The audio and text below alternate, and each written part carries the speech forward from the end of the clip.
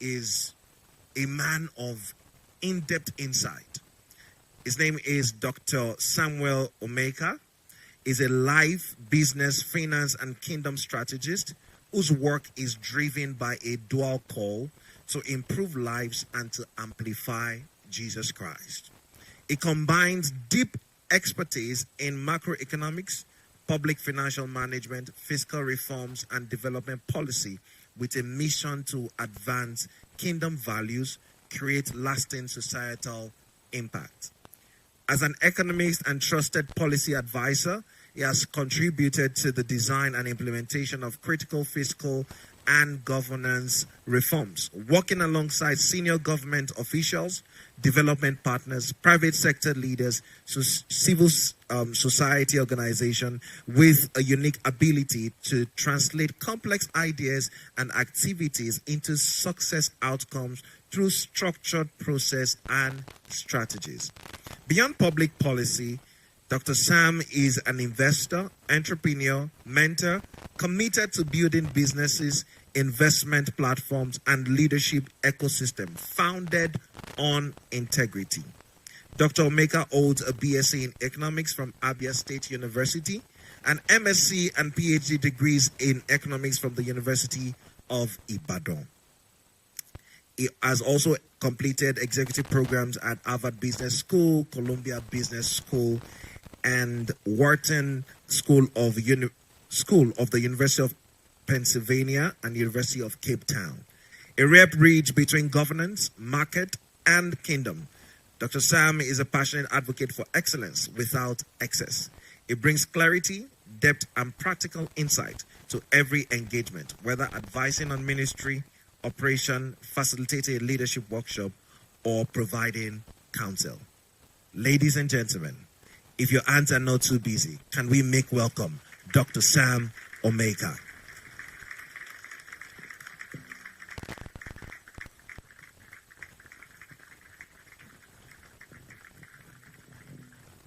Thank you very much. Thank you so much. It's difficult to speak after a pastor and a lawyer,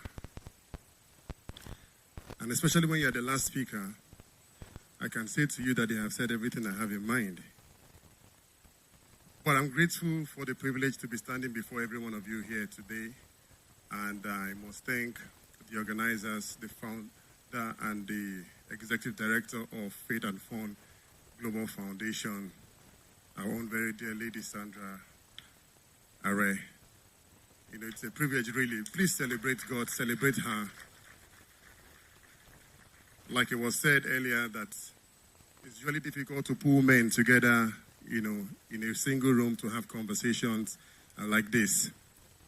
Now, this is beyond just an event. It's a vision. It's a mandate. Who is, taking care of my slide? Can I have the clicker? I'd prefer to hold my destiny in my hands. Thank you. So it's a vision and it's a mandate that has been bettered. And sincerely, it's a privilege for all of us to be a part of this. And thank you very much, Pastor Abu Jibril. Very, very insightful delivery. Thank you. Thank you so much.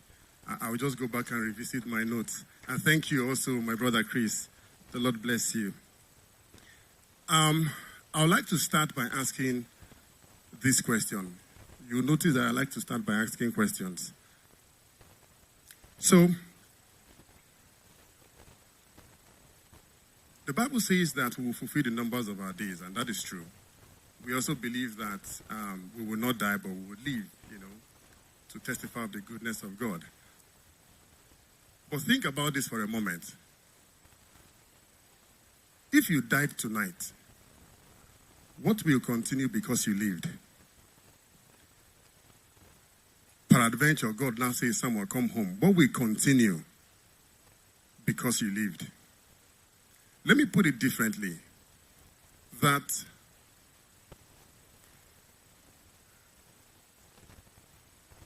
one of the greatest tragedy really is not dying.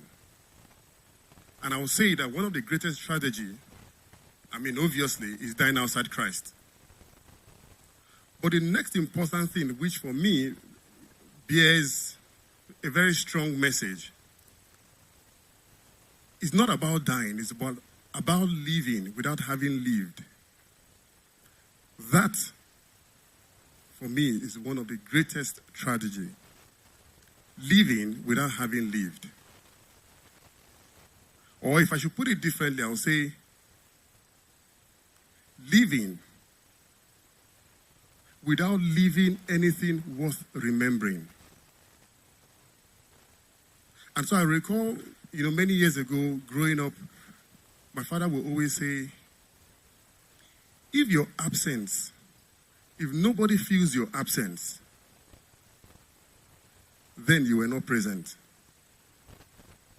And so it happens that if you are in a particular place, organization, family, wherever, whatever it is, and for some reasons you are no more, and nobody feels your absence, it means you were never present. And so he will always encourage us and say to us, he will say, make sure you work hard and be relevant.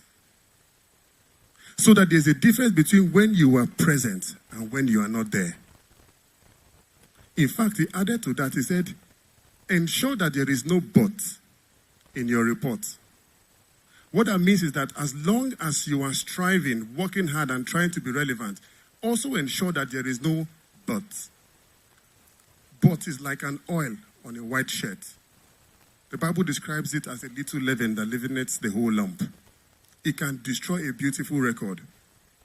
Like my brother Chris, mentioned in, about his driver. Very excellent.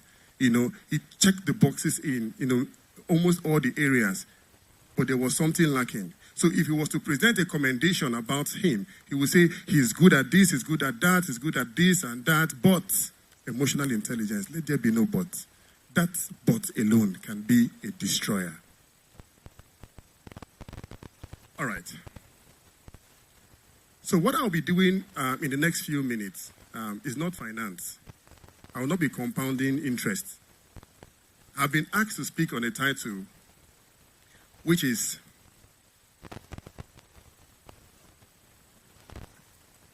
I find this title very interesting because it's foundational. For me, I stand in between Pastor Abu Jibril and my brother Chris. So I'm just going to be in the middle of their discourse. And it's about raising godly children and building a legacy that outlives you.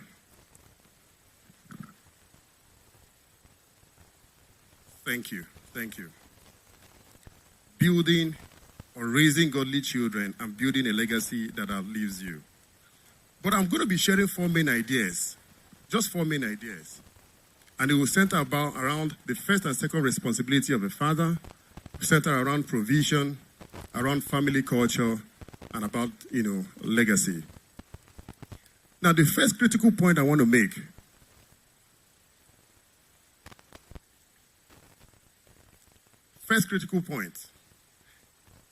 is that you cannot give what you do not have. You cannot give what you do not have. But let me back off a bit. And then we just take a step back on Psalm 78. We have it here, Psalm 78 from verse 5 to 7. It says, for he established a testimony in Jacob and appointed a law in Israel, which he commanded our fathers, that they should make them known unto their children, that the generation to come might know them. A testimony and a law. He says he commanded our fathers.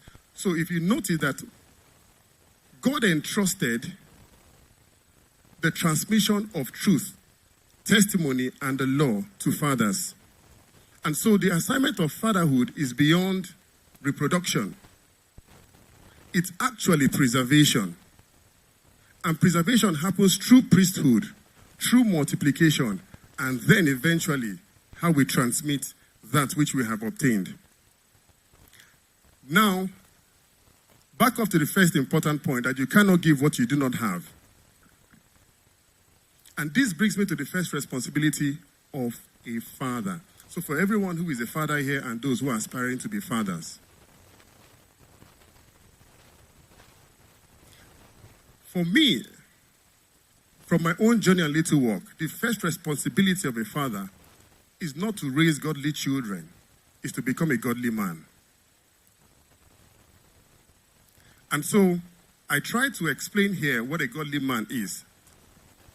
So I have a definition for a godly man. One who is surrendered to the Lordship of Jesus Christ, who passionately seeks to reflect God's character, to reveal God's character, guided by the Holy Spirit and through Scripture. That's the first assignment of a father, not to raise godly children. How else are we going to raise the godly children if we don't become first godly fathers? And then there are 5 characteristics. There could be many more, but I highlighted 5 characteristics. And just listen. One is that a godly man will always reveal the fruits of the Spirit. Always reveal the fruits of the Spirit. Then he is one who will also pursue spiritual growth. That means he never stops growing. So rather than pursue empty values that you find around our cultures, around our society, he's pursuing that which is eternal. And then he's one who is responsible. He takes responsibility and then he leads. Again, he's one who maintains high standard when it comes to moral excellence and integrity. And because he is a man, there are tendencies that he could fall. There are tendencies that he could fail. Falling does not mean, falling to sexual impurities. Falling could be the weight of the responsibility of fatherhood could make him miss the mark at times. So when he does fall, because he's man, he quickly repents. He retraces his steps, and then he forges ahead. This, I just captured in 5 points, represents those qualities of a godly man. Now, it doesn't end there. Why is this important? This is important because children, they live out what they see. And they are product of godly parents. Now, notice the transition between a godly man and godly parents. And there's a reason why I've introduced godly parents over and beyond, being a godly man.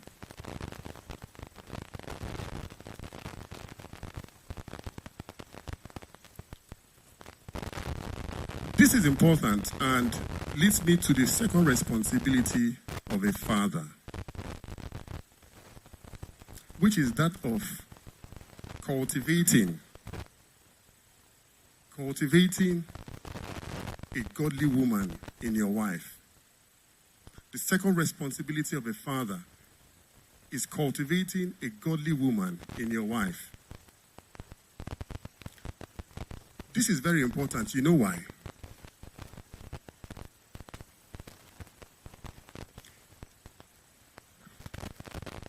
When you think of the characteristics I defined, earlier about the qualities or the characteristics of a godly man, it applies to the woman as well. But in this case now, it extends beyond that to also include having a shared vision and values. Having a shared vision and values. Now, this is very critical because women largely spend more time with children than fathers do. Mothers spend more time with children than fathers do. And so it's important that there is that harmony, that understanding, that common platform, that you are not only raising yourself to become a godly man, but you're also building a wise, godly woman out of your wife. The Bible says that a wise woman builds a house. But a foolish one tears it down. So if you are the only one who is godly, if you are the only one who is responsible, if you are the only one who understands the vision for the family or has imbibed the values, you may not see that reflected in your children, no matter how hard you try.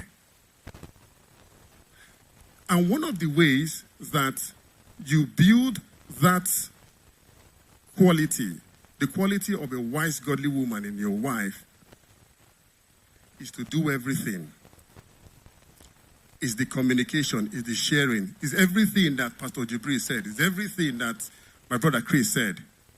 Doing all of it together with her. Let me put it in one way, just in one sentence, that you must live with your wives what you want to see in your children. You must live with your wives what you want to see with your children or in your children.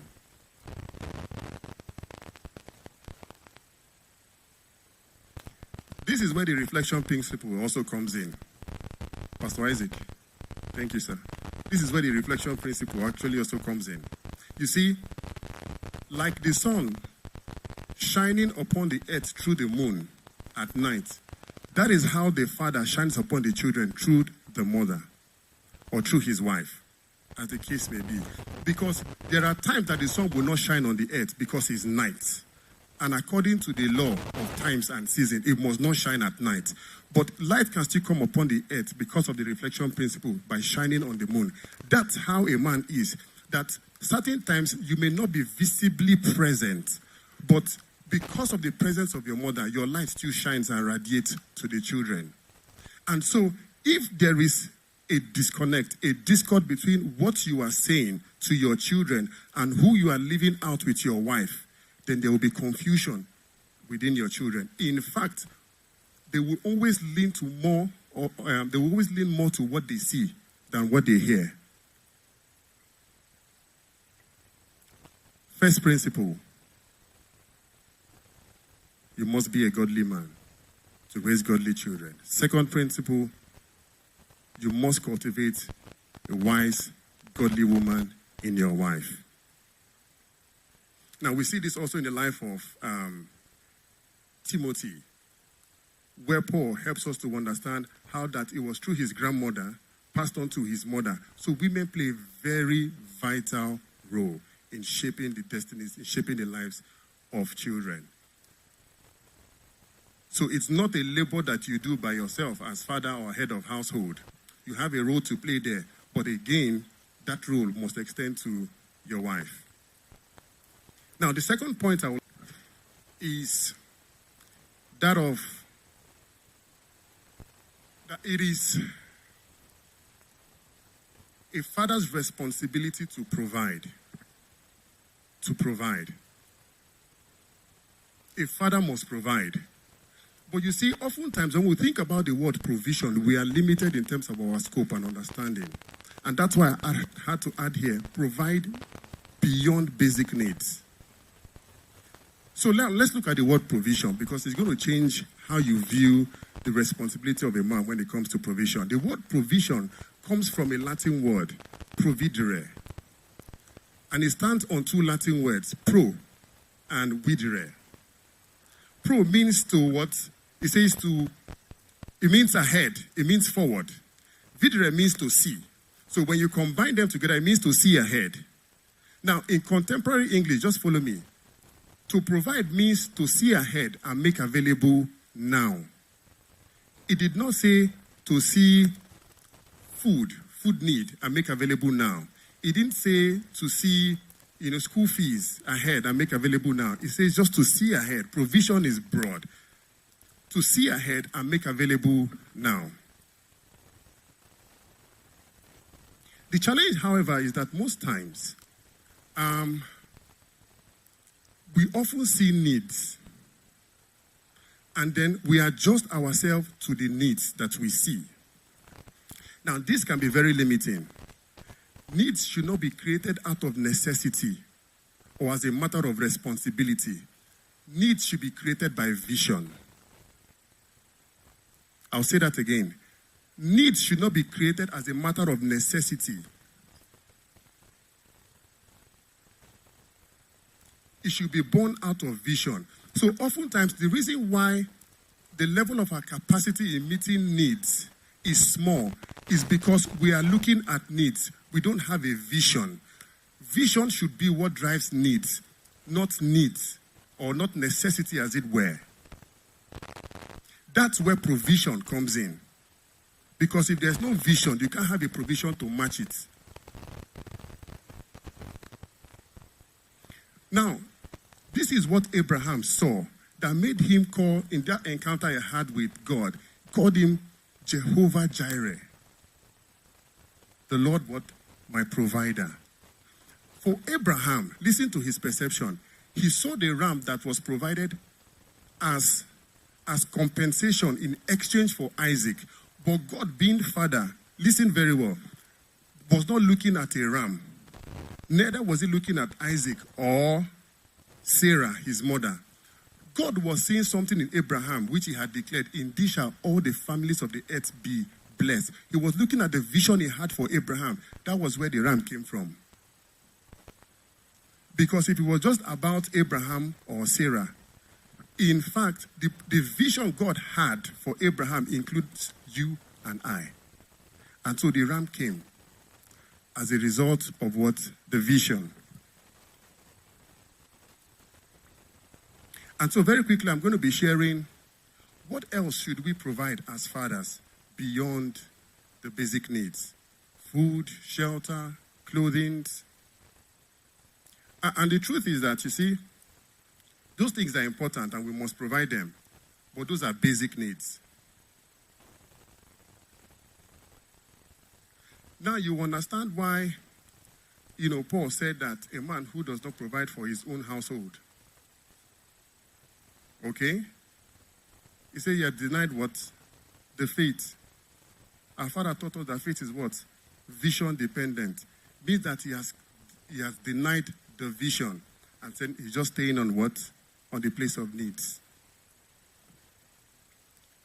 So what can we provide as fathers beyond basic needs? Okay.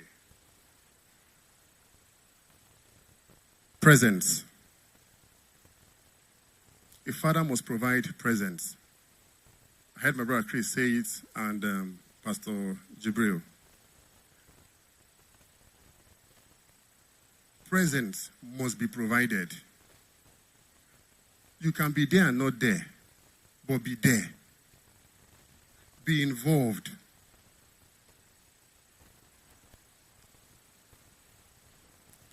How you show up matters. It defines your presence. Many of us growing up, and I'm sure most of us are here, I'm not the only one. When your dad comes back home, everybody goes into hiding. Everybody. You just arrange everything, turn off. How you show up matters. It means that you are not present, even though you are there. Why? Because everybody goes to hiding.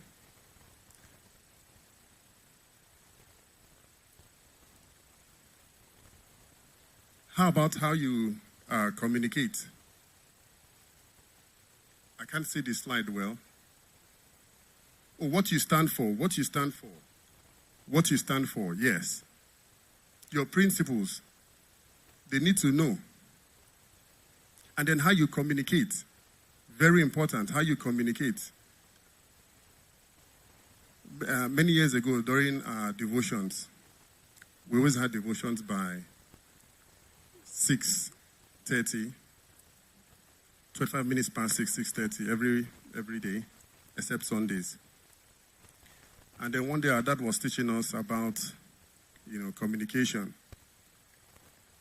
He was teaching us, but it was my mom. He was, really teaching. And he said, there's a difference between come and come here. And there's a difference between come here and come here now. And he said there's a difference between come here now and will you come here now? And there's a difference between all of this and please come. Communicate. And you see, the assignment here is not to teach them by instruction, is to show them how as you relate with your wife. So you cannot raise your voice and say come or come now, even if you add babe in front. It's still babe, come now. It's still rude. It's not polite. So it's what they see And so oftentimes you can then correct them. I say, have you heard me talk to mom, like this? No. Where is your magic words? We teach them magic words. Where's your magic words? Please. Please. Now, there are studies that have been done that show that, you see, when there is a father figure in the house, you mentioned it, children tend to do better. Imagine Mordecai was not in the life of Esther. It was a father figure, even though not the biological father. Just imagine. So, it's important that as fathers, we understand that presence is key and critical in raising godly children. Then, affirmation. And this one, we do it through acceptance, through affection, and then through attention. And it's interesting, the question was asked twice, anybody who your parents or your dad said, I love you, raise your hand. Only one person. Only one person. I didn't even raise my hand. My dad is still alive. I love him and I know he loves me. But did he say it? No. Will he still say it? I'm not sure. Hi. I never had my mom tell me, I love you. How? Is it in Igbo or in English? But you see, it is not enough to prove love to children. Say it. It's not enough to prove love. So when you pay bills, when you meet their needs, it's not enough. Say it.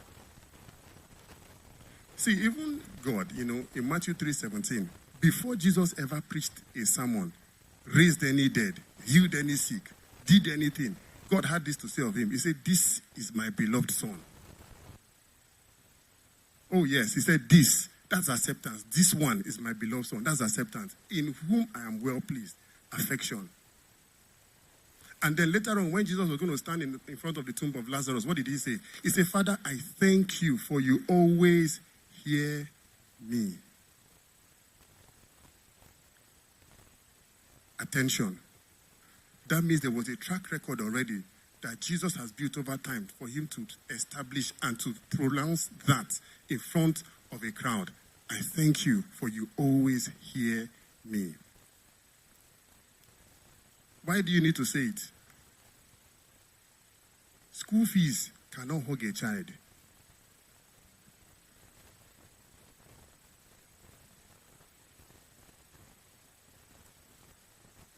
And you cannot mentor a child with credit alert.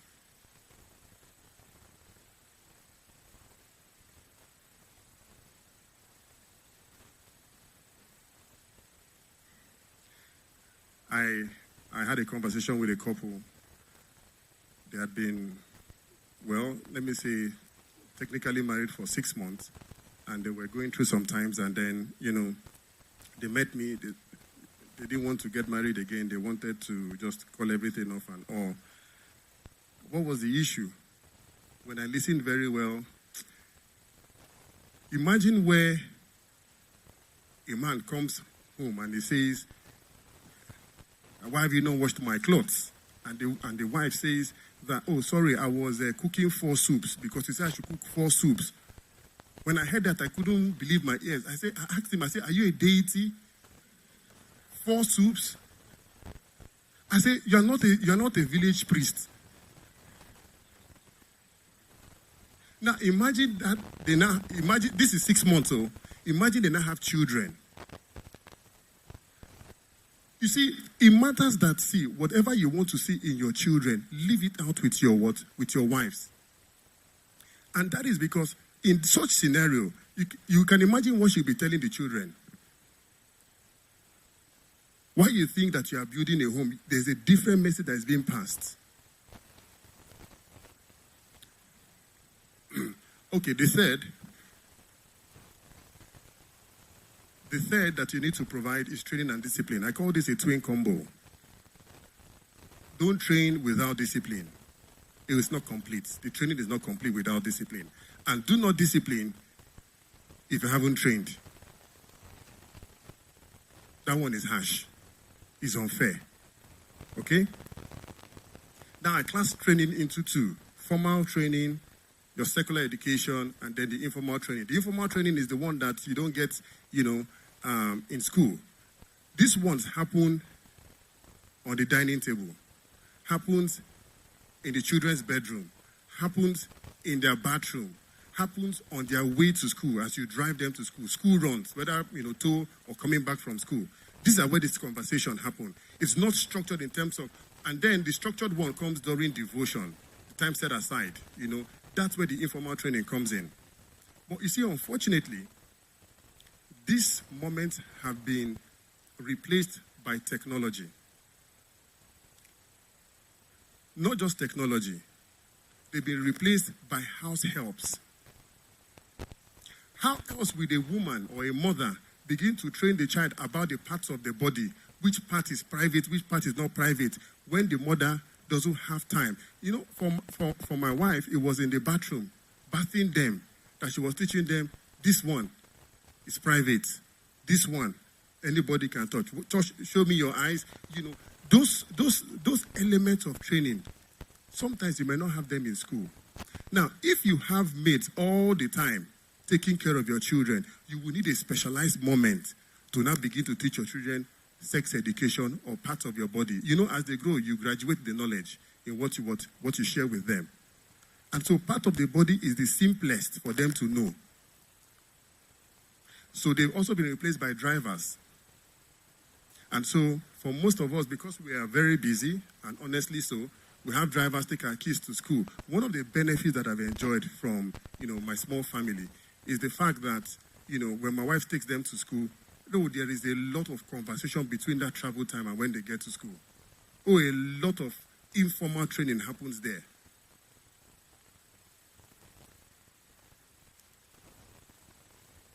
All right. There are many things to train your children on as fathers, but I summarize them in one word called values. Value for God. You train them to love God. Train them to trust Him. You train them on His ways. And then how they can be valuable themselves. This is what we call core values, whether as an individual or at the corporate level. This is where we talk about the value of gratitude. That you are father and you provide for them, necessarily so because it's your responsibility, doesn't mean that they should not learn how to be grateful to you. You must teach them to say thank you. And you teach them by also saying thank you to your wife and saying thank you to them. Growing up, it was almost like it's your duty. We gave birth to you, you must run errands.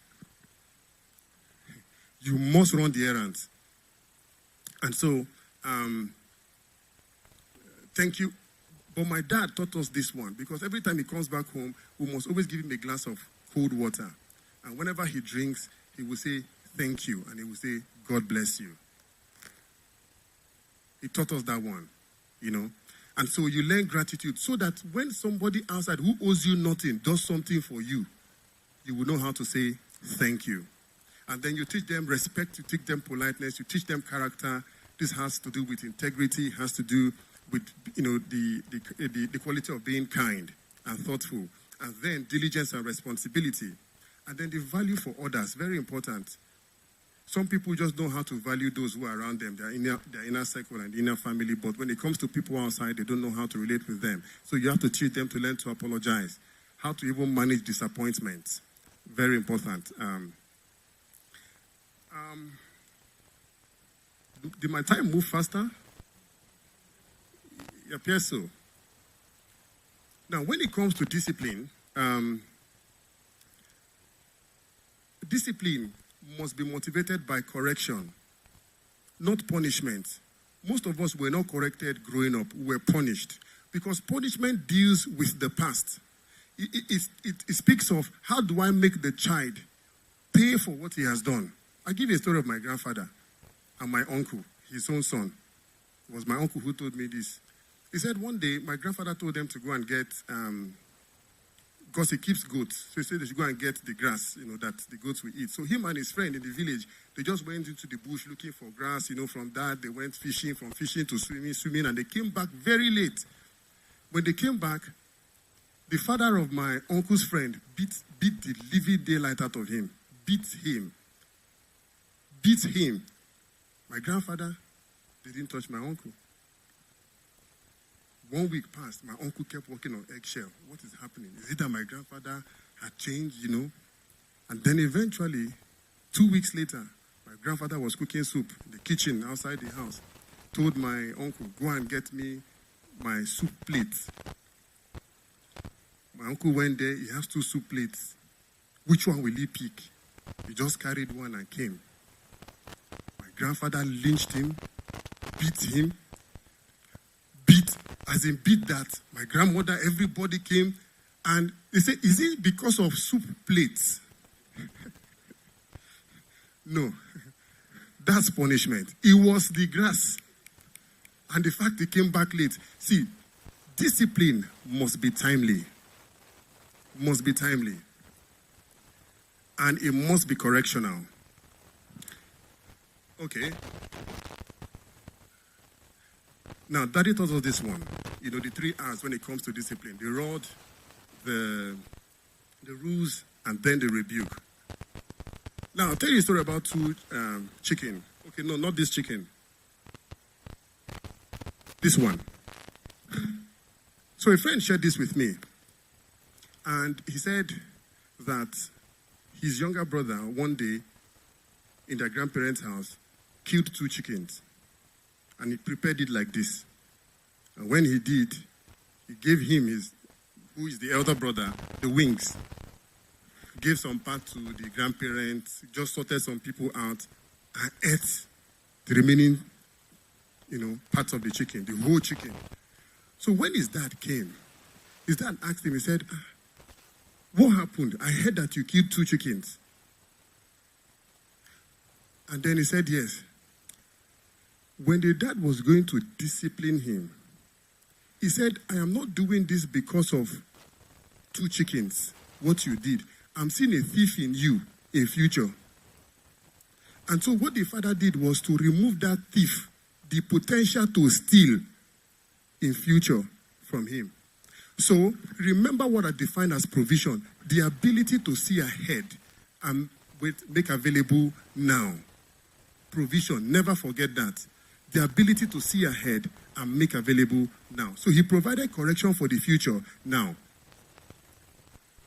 This same guy, went to King's College, went to school, and then for some reasons he didn't have access to his money because his school master was not around. He had access to the key of one of his friends. He saw 15 naira there, took the 15 naira just to buy something. When the schoolmaster comes back, he will replace the 15 naira. And when the guy came back in between and found the 15 naira missing, I knew that he gave him the key. So he went into the school report that this young man stole 15 naira. So when the father came for open day, he saw it in the report. Stole 15 naira. He said, so you are a thief. Now, this is now him, not the younger brother. Oh no, what the father did to him. He said he can never see 1 naira and take it when it's not his own because of the correctional process he went through with his father. So that, for me, helps just to describe the difference between correction as discipline and punishment, which is not discipline. I will skip this one for time's sake, but it's an interesting one. And most of us ignore. It's just that, like Pastor Jubri said, that they didn't just beat us for correction. They beat even the spirit and shrunk our spirit. But it's important because even the Bible says you should not spare the rod. Okay? The story of the 4 horses has to do with, the horses. One of the horses described as an excellent horse. Then you have a good horse. Then you have a not so good horse and a bad horse. The difference is that if you have watched some of those horse, rides and those competitions they do with horses where they are dancing, jumping, and the rest of them, you see, the excellent horse will dance to the left, to the right, hop, do everything before he sees the shadow of the whip. All right? The good horses will see the shadow of the whip. All right? and then adjust and take dressing. The not so good horse, the whip will land on the skin before it takes dressing. But you see, the one that are described as the bad horses, that one will not take dressing until not just the whip lands on the flesh, but it penetrates to the bone. Oftentimes, you see, when correction comes too cheaply or too easy, then the lesson may not have been learned. That you may not know that eventually what you now describe as an excellent horse was once a terrible one, whose pain, the pain of discipline, had penetrated into the marrow. And then it becomes an excellent horse. So that when he sees the whip, before he sees the shadow, he has taken dressing. Okay, I'll skip this. These are very interesting ones, but let me skip it for time. Now, let me go back to this. This is the image of what? A cat, all right? How about this one? Let me hear you. It's a cat. It's not a tiger. It's a cat. It's still a cat. The image of what? Two cats. What do we have here? It's still the image of a cat. See here, when training begins to happen, you train with a full picture. You know that training is complete when with little or no words, you have communicated significantly that your children know what you are saying. We grew up that way. You know what I'm talking about. Where when your mom looks at you, she has said everything in many books. Do we understand that? So just know that training is not complete until you get to the point where with very minimal, little or no conversation, they understand what you are saying. Now, we have the same thing with the image of a woman. Now, I will just stay on two more. So the principles for effective discipline. 1, you correct in love. 2, you correct consistently. You correct timely. Correct privately when possible. There will never be a time I will correct my children in front of, a domestic staff. And oftentimes, I will never also correct a domestic staff in front of my children. Very important sometimes to actually also protect their mental health. And then correct without destroying the child's dignity. And then often, most importantly, to explain the lessons behind the correction, and then to restore relationship afterwards. Now, the last two I would like to talk about very briefly in 3 minutes is culture. I'll do away with the slides now, just culture. And we build culture knowingly or unknowingly. It's what governs the operations in a home.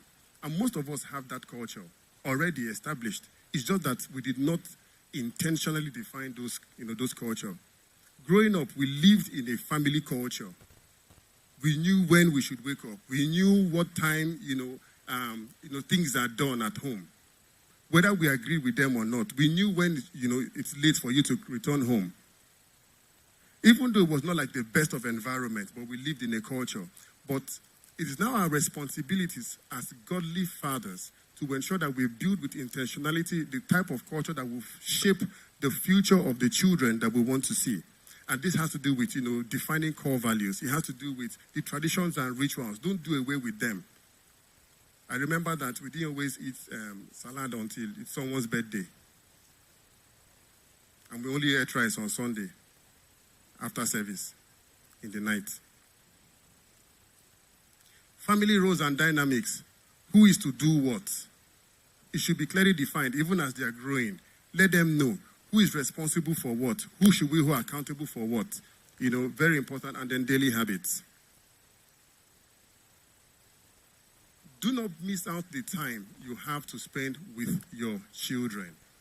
Whether it's on the dining table, whether it's in their bedroom, whether it's in the bathroom, be involved, be present.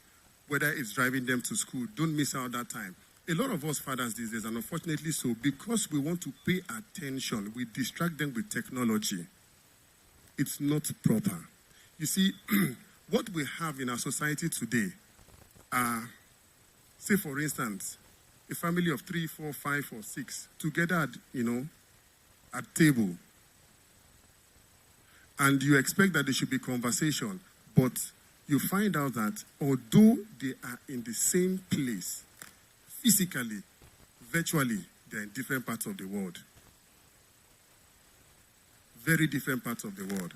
And so, don't, because you want to pay attention to your own personal growth and progress, push them to what? To technology. A number of us, we do that. And so culture is one of the ways we are able to cultivate values, whatever we have defined as the shared vision and values for the family. And I want to encourage every father here and every, prospective and intending father or husbands here. Don't live your life as a father, as the head of household, without a defined vision for your family. Don't live or lead your family without a defined mission. Don't have it in your head alone. Communicate it. Communicate it. It's important. And then, when you are doing this, don't do this because of your children. Do this because of your children's children and many others that you would not even meet or see. This is how legacy is built when we begin to think generationally. My time is up. I will pause here. Thank you very much.